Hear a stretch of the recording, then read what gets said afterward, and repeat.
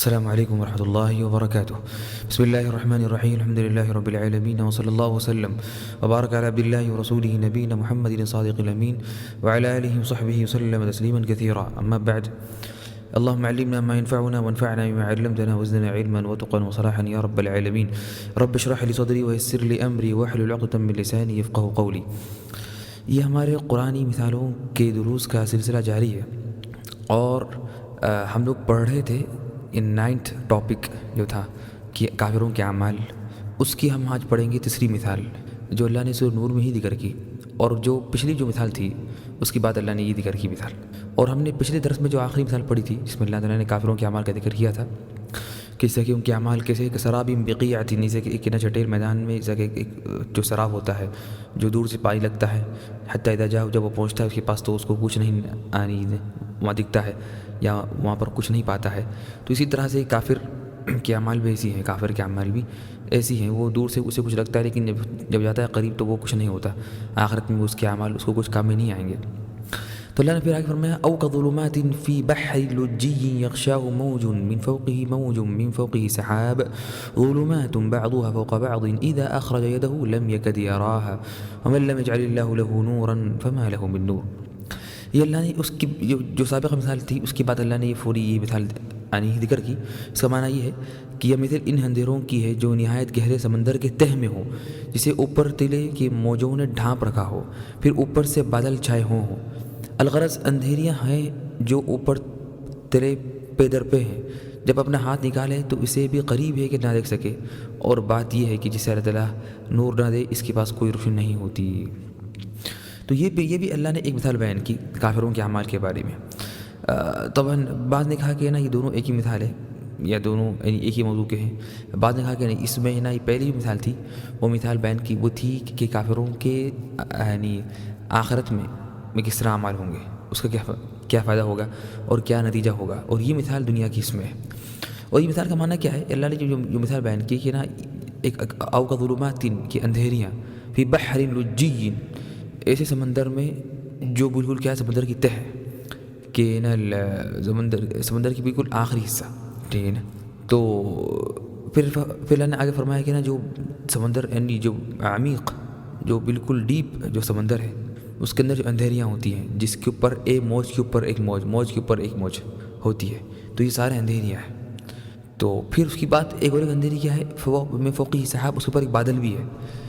تو کسی طرف سے نا چاند کی روشنی اس تک وہاں نہیں پہنچ سکتی، جیسے کہ پہلے یہ موجوں کے اندھیریاں ہیں، پھر اس کے اوپر بادل بھی چھائے ہوئے تو روشنی، چاند کی روشنی وہاں پہنچ نہیں سکتی، تو اندھیری پہ اندھیری ہے۔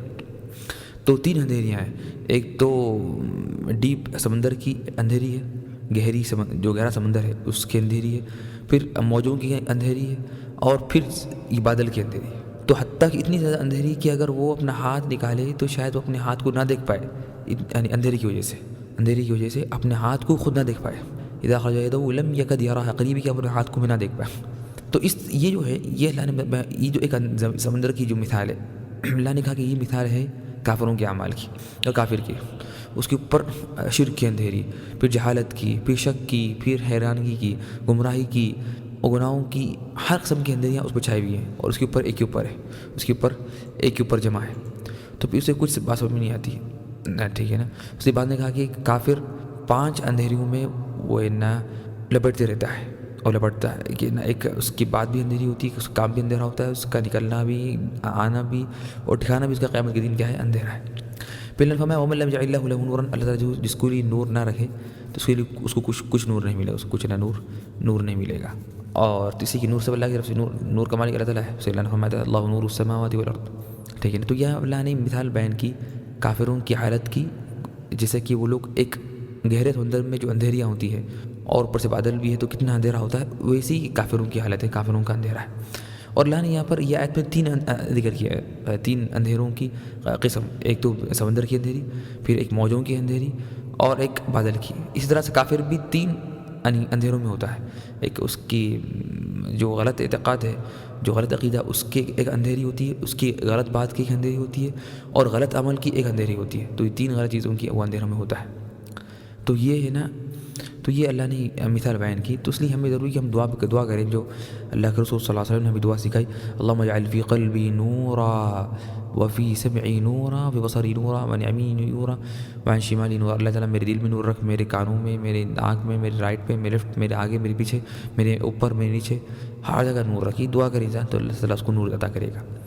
اس کے بعد ہم کچھ یہ کافروں کے اعمال کے موضوع کے تعلق کچھ باتیں پڑھتے ہیں۔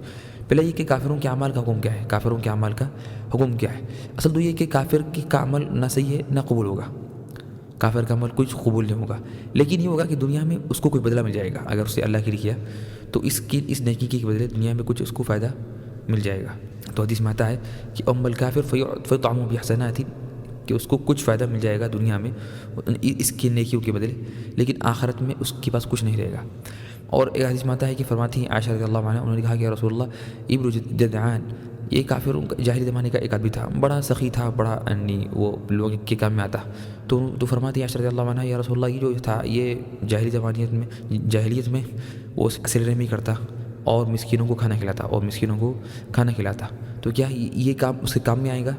تو فرمایا محمد صلی اللہ علیہ وسلم نے لا ينفعه، یہ اس کے کام میں نہیں آئے گا، انه لم يقل يوما رب اغفر لي خطيئتي يوم الدين، اس لیے کہ اس نے کبھی کوئی دن یہ بات نہیں کہی کہ اللہ میرے گناہوں کو معاف کر دے قیامت کے دن، ٹھیک ہے۔ لیکن اگر کوئی کافر اچھے کام کیا پھر اسلام قبول کر لیا مرنے سے پہلے، تو جو اس نے اعمال کی تھے اسلام لانے سے پہلے وہ اس کے کاؤنٹ ہوں گے اور وہ شامل کیے جائیں گے اور شمار کیے جائیں گے۔ اسے جو فرماتے ہیں محمد صلی اللہ علیہ وسلم نے فرمایا حکیم بن حزام رضی اللہ عنہ سے، اسلمت علی ما سلف من خیر۔ اس کے بعد دوسری بات جو ہے کہ نا جو عمل صالح جو ہے یہ کیا ہے، نیک عمل جو ہے، یہ نیک عمل ہر وہ چیز جس کو اللہ تعالیٰ یعنی اس کو محبت کرتے ہیں اس سے اور اسے پسند کرتے ہیں، چاہے وہ قول ہو یا کوئی کام ہو یا دل کا کوئی عمل ہو، تو ہر وہ چیز جس کو اللہ پسند کرتے ہیں وہ نیک عمل ہے۔ وہ کیا ہے؟ وہ نیک عمل ہے۔ اسے ہم نے کہا کہ کافروں سے قبول نہیں ہے نیک عمل، کافر اگر کرے گا بھی تو اس سے قبول نہیں ہوں گے، تو اس لیے نیک عمل کی 2 شرطیں ہیں، نیک عمل قبول ہونے کی 2 شرطیں ہیں۔ پہلے یہ کہ اس میں اخلاص ہو، اللہ کے لیے خالص کیا جائے، اللہ کے لیے خالص کیا جائے، یعنی ریاکاری نہ ہو اور اس میں یعنی عقیدے کا بگاڑ نہ ہو، اور دوسری شرط کہ وہ محمد صلی اللہ علیہ وسلم کے طریقے پر ہو، محمد صلی اللہ علیہ وسلم کے طریقے پر ہو، ٹھیک ہے نا۔ تو اور نیک عمل یہ کام میں آئے گا اللہ کے پاس، نیک عمل ہی کیا ہوگا، یہ اللہ کے پاس کام میں آئے گا، ٹھیک ہے نا۔ پھر ہم پڑھتے ہیں نیک عمل کے کچھ فائدے۔ نیک عمل کے فائدے یہ ہے کہ نا اتنے فائدے ہیں کس کے، یعنی اگر ہم گننا چاہیں تو مشکل ہوگا، لیکن کچھ فائدے بیان کرتے ہیں نیک عمل کے۔ پہلے فائدہ یہ ہے کہ نا نیک عمل کا اس سے پاکیزہ زندگی ملے گی، پاکیزہ زندگی حاصل ہوگی، یہ پہلا فائدہ ہے۔ دوسرا اللہ نے فرمایا کہ من عمل صالحا من ذکر او انثى وهو مؤمن فلنحيينه حیاة طیبہ، جو نیک عمل کرے گا چاہے مرد ہو یا عورت ہو اور وہ ایمان کی حالت میں ہے تو ہم اس سے بہترین زندگی عطا کریں گے، پاکیزہ زندگی جو غموں سے، آزمائش سے، تنگی سے وہ نا محفوظ رہے گی۔ اس طرح سے جو دوسرا فائدہ ہے نیک اعمال کا، گناہ معاف ہوں گے، گناہ معاف ہو جائیں گے۔ اللہ نے فرمایا سورہ عنکبوت میں والذین آمنوا وعملوا الصالحات لنکفرن عنہم سیئاتہم، جنہوں نے ایمان لایا اور نیک عمل کیا ہم ان کے گناہ معاف کر دیں گے۔ اور تیسرا فائدہ یہ ہے نیک اعمال کا، اس سے ہدایت ملے گی، اس سے ہدایت ملے گی۔ اللہ نے فرمایا سورہ یونس میں ان الذین آمنوا وعملوا الصالحات یہدیہم ربہم بایمانہم۔ چوتھا فائدہ یہ ہے نیک اعمال کا، اللہ کی محبت حاصل ہوگی، اللہ کی محبت حاصل ہوگی۔ اس لیے ہم جانتے ہیں جو مشہور حدیث قدسی ہے کہ فرماتے محمد صلی اللہ علیہ وسلم کہ اللہ نے فرمایا وما یزال عبدی یتقرب الی بالنوافل حتی احبہ، اور میرا بندہ مجھ سے قریب ہوتے رہتا ہے نوافل کے ذریعے حتیٰ کہ میں اسے محبت کرتا ہوں۔ تو اللہ کی محبت نیک عمل میں۔ اور پانچواں فائدہ یہ ہے نیک عمل کا کہ لوگ بھی اس سے محبت کرتے ہیں، لوگ بھی اس سے محبت کرتے ہیں۔ اللہ نے فرمایا سورہ مریم کے آخری میں ان الذین آمنوا وعملوا الصالحات سیجعل لهم الرحمن ودا۔ اس آیت کی تفسیر میں فرماتے ہیں عبداللہ بن عباس رضی اللہ عنہما کہ اس کا مطلب یہ ہے کہ دنیا کے لوگوں میں اس کی محبت ڈال دی جاتی ہے تو لوگ اس سے محبت کرنے لگتے ہیں۔ تیسرا فائدہ یہ ہے کہ بندے کے حالات صحیح ہو جائیں گے، بندے کے حالات صحیح ہو جائیں گے۔ اللہ فرمایا سورہ محمد کی شروع میں والذین آمنوا وعملوا الصالحات وآمنوا بما نزل علی محمد وهو الحق من ربهم کفر عنهم سیئاتهم واصلح بالهم، ان کی دنیا اور دین سب صحیح ہو جائیں گی۔ اور ساتواں فائدہ یہ ہے نیک اعمال کا کہ وہ نیک لوگوں کے زمرے میں، نیک لوگوں کے گروپ میں شامل ہو جائے گا۔ اللہ نے فرمایا سورہ عنکبوت میں والذین آمنوا وعملوا الصالحات لندخلنهم فی الصالحین، کہ جو ایمان لائے گا اور نیک عمل کرے گا ہم اسے صالحین میں داخل کر دیں گے، شمار کر دیں گے۔ اور صالحین میں شمار ہونا بہت بڑا کمال ہے اور یہ بہت بڑی خوشخبری ہے اور یہ بہت بڑی نعمت ہے۔ اسی کہ اللہ نے فرمایا کہ نا جو سورہ اعراف میں ان ولی اللہ الذی نزل الکتاب وهو یتولی الصالحین، کہ اللہ نیک صالح لوگوں کا کارساز ہے اور ان کا دوست ہے۔ تو اگر آپ صالح بن گئے تو آپ ہے نا یہ اللہ تعالیٰ کی حمایت میں آ گئے اور اللہ تعالیٰ کی حراست میں آپ آ گئے. اور اس طرح سے جو نیک عمل کرے گا وہ سب سے بہترین لوگوں میں سے ہے. اللہ فرمایا ان الذین آمنوا وعملوا الصالحات اولئک هم خیر البریہ. جو ایمان لائے اور نیک عمل کرے وہ سب سے بہترین لوگوں میں سے. پھر 8واں فائدہ یہ ہے کہ اللہ تعالیٰ نیک اعمال کے ذریعے اس کے بچوں کی حفاظت کرے گا, اس کی اولاد کی حفاظت کرے گا. ہم جانتے ہیں سورہ کہف میں ہم نے پڑھا, جو ہم پڑھتے ہیں کہ وہ جو اللہ فرمایا کہ وَأَمَّا الْجِدَارُ فَكَانَ لِغُلَامَيْنِ يَتِيمَيْنِ فِي الْمَدِينَةِ وَكَانَ تَحْتَهُ كَنْزٌ لَهُمَا وَكَانَ أَبُوهُمَا صَالِحًا. کہ جو بچے تھے یتیم, جن کی ایک یعنی خضر علیہ السلام نے ان کی دیوار صحیح کر دی تھی, تو وہ اس لیے کی کہ نا ان کے والدین صالح تھے, تو ان کے والدین کے مرنے کے بعد بھی ان کی اولاد کی اللہ حفاظت کرتا ہے اگر وہ ماں باپ نیک تھے, اگر وہ ماں باپ صالح تھے اور نیک تھے. اور 9واں جو فائدہ یہ ہے نیک اعمال یعنی اعمال صالحہ کا کہ اسے دعا قبول ہوتی ہے, اسے دعا قبول ہوتی ہے کہ جو اللہ فرمایا سورہ شورى میں وَيَسْتَجِيبُ الَّذِينَ آمَنُوا وَعَمِلُوا الصَّالِحَاتِ وَيَزِيدُهُم مِّن فَضْلِهِ. اللہ تعالیٰ دعا قبول کرتا ہے ان کی جو ایمان لائے اور نیک عمل کرے. اور 10واں فائدہ یہ ہے 10th فائدہ کہ اس سے یعنی مصیبتیں ختم ہو جاتی ہیں, اس سے مصیبتیں ختم ہو جاتی ہیں.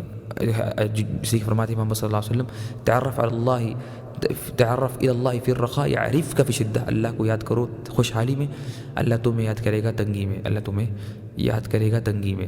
تو یہ کچھ نہیں کیا ہے, یہ 10 فائدے ہم نے ذکر کی نیک اعمال کے, آنے کے فائدے اور بھی زیادہ ہیں. پھر آخری میں ہم بات ختم کرتے ہیں نیک اعمال کے متعلق کہ نیک اعمال کرتے وقت انسان چاہیے کہ نا وہ کچھ باتوں کا خیال کرے. سب سے پہلے یہ کہ انسان نیک اعمال میں بتدریج اسٹیپ بائی اسٹیپ اپنا کو لے جائے. بھی نہیں کہ شروع میں جوش میں آ کے کہے کہ میں اتنا کروں گا, پھر بعد میں وہ نہ اتنا کرے گا نہ کچھ کرے گا. ٹھیک ہے نا, تو ضروری کہ نفس کو یعنی اس کو لے کے چلنا, آہستہ آہستہ اس کو آگے بڑھانا ہے اسٹیپ بائی اسٹیپ. اور سیکنڈ یہ جو بات ہے کہ نیک اعمال کے متعلق کہ انسان غنیمت جانے, یہ جو اہم مواسم جو آتے ہیں جیسے کہ رمضان ہے, یہ ذی الحجہ ہے, یا اس طرح سے جب انسان کا دل بولتا ہے نیک عمل کرنے کا, کبھی سال کے عام دنوں میں بھی انسان کا کبھی دل بولتا ہے نیک عمل کرنے کا, کبھی اس کا دل لگتا ہے کہ وہ اللہ کے قریب آ رہا ہے, تو انسان اس کو غنیمت جانے اور فوری آگے بڑھے. اس طرح سے نا کم جو ہمیشہ وہ بہتر ہے زیادہ جو کٹ جائے. حدیث میں فرماتے ہیں صلی اللہ علیہ وسلم ادومها وان قل, کہ سب سے بہترین عمل اللہ کے نزدیک وہ ہے جو اگرچہ ہمیشہ ہو, اس میں یعنی جس میں ہمیشگی ہو, اگرچہ وہ کم ہے.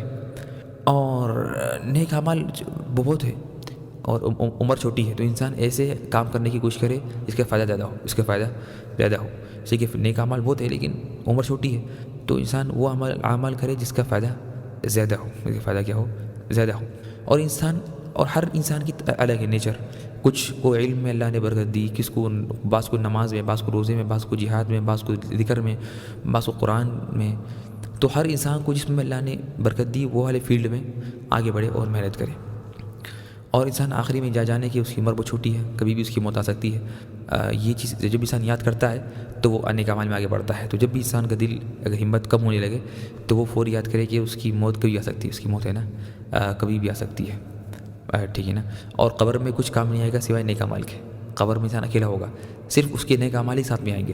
کوئی دوست, بیوی, بچے, ماں باپ کوئی قبر میں نہیں آئیں گے, صرف انسان کا عمل ہی اس کے قبر میں ساتھ میں آئے گا.